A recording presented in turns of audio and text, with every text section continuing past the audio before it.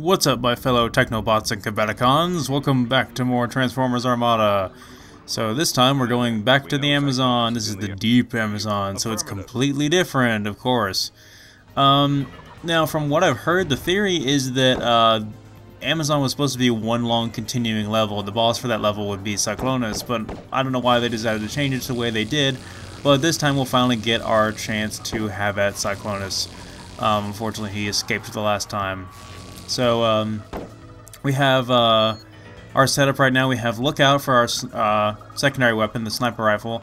So we're going to be taking advantage of that right away because he has basically an unlimited range, and we can snipe pretty much any enemy we want. And it's actually one of the most effective ways of killing heavy units at this point in the game, because you can kill them with just 2 headshots, or it might be slightly more than that, but it's still like not a lot of time or energy compared to most other weapons. Even the heaviest hitting heavy weapons take more total shots than that to kill them. Yeah, it must be just about 3 headshots, and you'll be able to tell when it's locked onto their head as well. We're using our new primary weapon here, the Spark Jump, the heavy arc gun, or whatever it's called. And like I said, it's not too powerful, but it's definitely a lot better than our standard blaster. Yeah, the game has pretty much abolished light units, and now medium units are the standard fare. We're going to be picking up a better primary weapon here. This one is a red minicon, and his name is Skirmish. He is a heavy blaster. He dual wields, don't you know?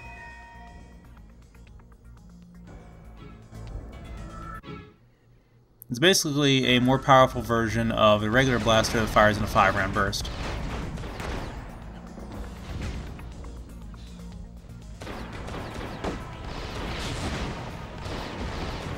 Now we have a red minicon team instead of a green minicon team like we had before. So that gives us a little bit more health, I believe.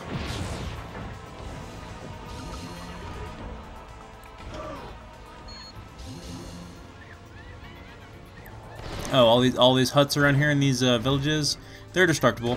There's no humans in them, of course, which makes absolutely no sense, but there is no human civilization anywhere in this game, which is probably what makes it such a good Transformers game, because as we all know, the biggest flaw in anything Transformers is the humans. That's true with the Michael Bay movies, that's true with Armada the series, that's true with Energon the series, that's true with Cybertron the series, that's true with Animated the series, that's true with Prime the series. That's even partially true going back even to G1. So, the more robots the better. The more humans, the more we want to strangle ourselves and mute our TVs until they go away. This is a new enemy type right here. I believe they're called Commandos. They are really, really annoying. They are like 4-legged, beast-like Transformers that don't really... Again, they're Decepticons. They don't really transform. They just sort of walk on all fours like an ape. And they have this really, really nasty EMP attack that disables all of our Energon for the time being, so we can't use any of our weapons, so we want to kill them before that happens. This is also new to me over here. This is a mortar launching tank. And for some reason, even though I've shot it twice, it does not have the attention span to actually aim itself over towards me and target me. It's just firing its mortars off in a random direction. This is as far as I can get away from it and still be locked onto it. So I'm going to try to kill it before I get too close here. There's more. And the first time I played this game, the TV that I was playing on was like an older tube TV. That for some reason, as it was getting older, this level of brightness and the amount of orange on the screen was like causing a lot of distortion on the screen. So this level being in the sunset and everything was very blurry, so I couldn't even really see these guys from that distance. I don't even think I had Lookout at the time either. So I was being shot at by those mortars. I'm like, where are they coming from? I don't even see the enemy over there that's attacking me. So just bear with me, guys. This is gonna take a minute. Is that what I think it is? Oh God, don't do it. Don't do it, please. Yeah, that is a several-ton heavy unit about to cross over a wooden rope bridge. Yep, it's working somehow. Oh, what the crap? Where did he come from? Alright, he must have been dropped off by a dropship, so we're going to have to deal with him real quick. As you can see, the heavy units are not nearly mini-boss level anymore now that we have better weapons and stuff.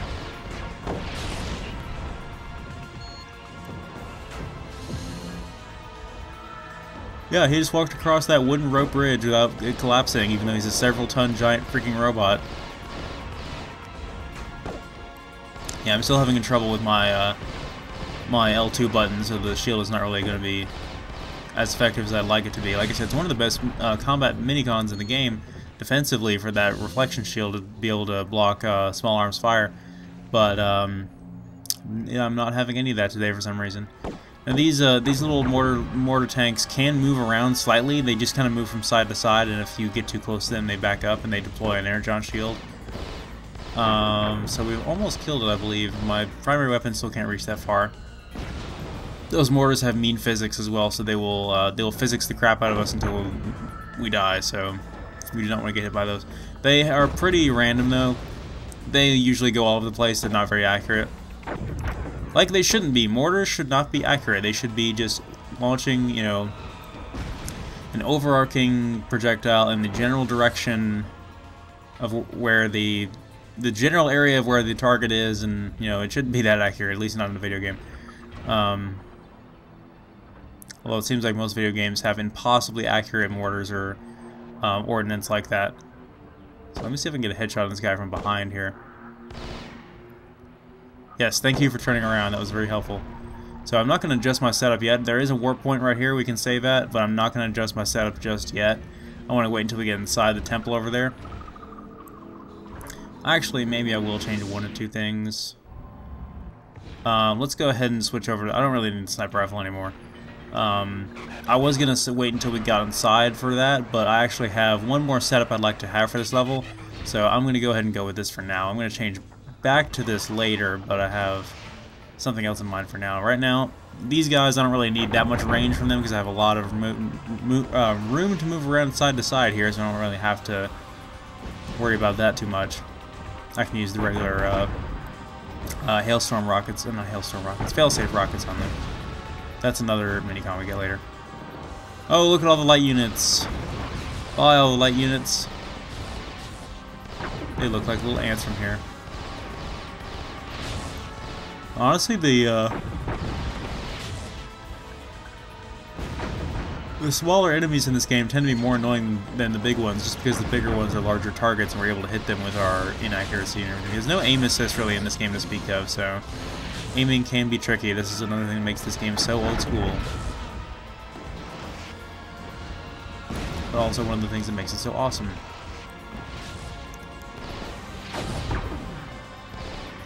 Yeah, don't be... Now, like I said, the first time I played this level, I was an idiot and didn't know I could even destroy these things because I couldn't see them until I got up close to them. And by the time I got up close to them, I couldn't, you know, damage them. So I just left them there, and now I was trying to scale up the temple with them, launching ordnance at the damn temple. Which is obviously a good dramatic set piece, but it's not practical gameplay-wise. There's two more over here. This one's sitting right by the warp point here. I don't know how I managed to get past that one. Maybe I just ended up killing him. I don't remember. It's been a few years. It's been 6 years, actually, since I first got this game. Now, what did it for me with that TV, though, you can see how the glare from the sunlight, the sunset there is what would cause all that distortion on that old TV. What actually killed it for me was Half-Life 2, actually. When I first got my Xbox 360 and got the orange box, I was playing Half-Life 2, and I got towards the end of the what do you call it? The new the end of the Waterworks chapter, the part of the Black Mesa East chapter, and I was on the airboat and it was so blurry I could not see where I was going, so I was just like, I can't play the game like this, I need to get a new TV.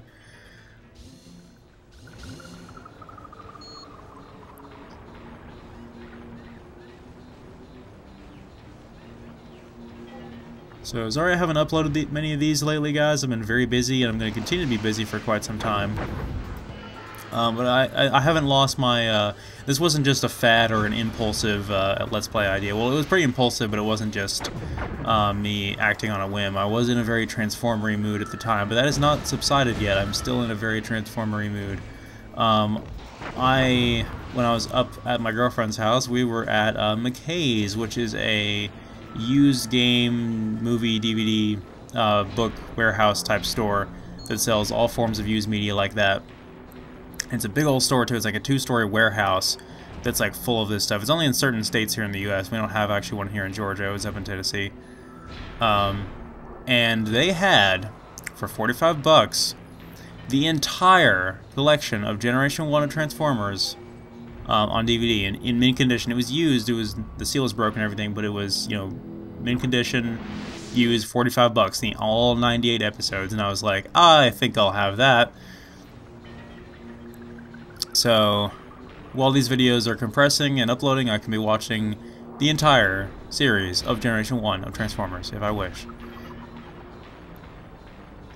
So now we're scaling up the apparently Aztec-looking temple or whatever ancient society this represents. I'm assuming it's fairly generic.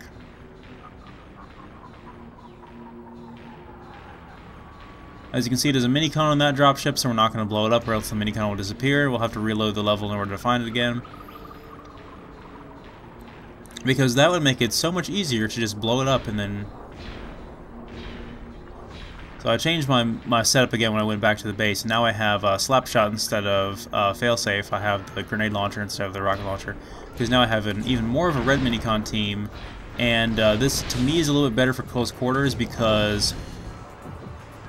we can physics them to death, of course, just like the other gun, but it's not as powerful, but it fires more shots on a single charge, and the splash damage is so tremendous in these close quarters that it really doesn't matter. The enemies will be completely incapacitated just from being physicsed. Yes, I'm using physics as a verb. See, look at how close quarters this is. This is ridiculous. This is like one of the best places in the game to use Slapshot. It's ridiculous. And that's also a good place to have a truck. Beep beep. So instead of, you know, even using a weapon on them, we can just mow them down. Because that's the perfect place for a semi, is an Aztec temple. Okay, that's a lot of light units, or medium units rather. You can see how fast these new weapons are dealing with them. This would also be a good place for the melee booster or the super melee booster. Actually, I don't think we have the super melee booster yet, so I think I'm getting a little ahead of myself here. But the super melee booster, if we did have it, is a red minicon. So we could just put that on R2 and then, or L2 rather, and then have a full red minicon team and just go in here and super slap shot, smack them in the face. There is a minicon somewhere in the temple, and it's... Oh, crap. Oh, we physics ourselves. Yeah, those grenades, the grenades themselves, like where they bounce, are very erratic and unpredictable. As you can see, that one just went back up the ramp and towards me and sent my minicon flying. They're not like the grenade physics in, say, a Quake game, where they are not predictable, but they are... You eventually just have an understanding of where they can potentially go.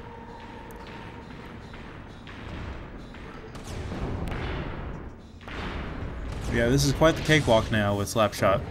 I'm going to try to find that minicon before going to the end of the level.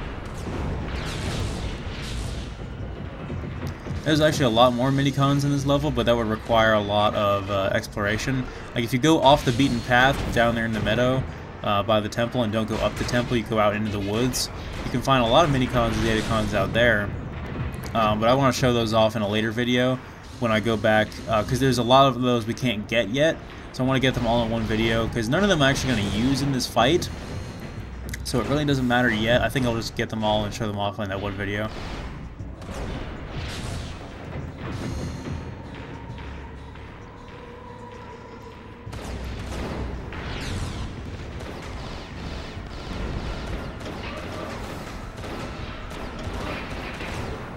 Here's our save point here. This is the main room here. It's going to take us up to the boss fight with the elevator up there. Sir, do you loud and clear? How there's an elevator in an Aztec temple, I don't know. Especially an elevator that's big enough to hold a great giant robot.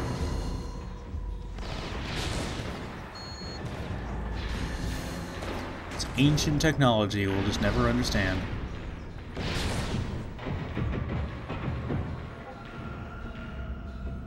Alright, I'll have to come back for that. I'm not sure where it is in the temple, so we're just going to have to come back for that one later.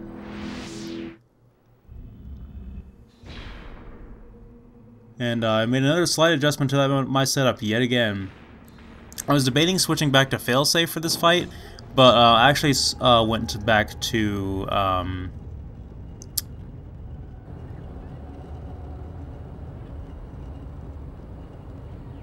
what is it called? Lock-on? Yeah, I went back to lock-on. Now we're going to fight Cyclonus, and the first thing we're going to do against Cyclonus is jump off of here, because if we don't, he is going to pick us up by the legs and hurl us off the temple, and it is ridiculously unfair. It's one of the most awesome things to see in this game. It's quite the spectacle, but it's completely unfair. So, unfortunately, he spends most of his time in his helicopter mode, and I want to keep my distance from him so I can block his attacks. We can deflect his machine gun attack with the deflector, but we can't really block his missiles. But we can avoid him if we have enough distance to dodge them. And he's actually going to attack us while he's in this mode. He's not going to sort of dodge us like Starscream did. He's a little bit more straightforward, less of a coward. But I figured I would go with lock-on instead of failsafe, just because I can have a stronger red minicon team, and I don't have to worry about missing him ever, really. Again, I'm not doing as much damage, so the fight is going to drag on for a little bit longer, but it's a little bit safer in my opinion. Then when he's in his robot mode, he's going to come at you and try to melee attack you. He's got a dash ability with his propellers there that he can use as well, which knocks us back. Don't want to get hit by that.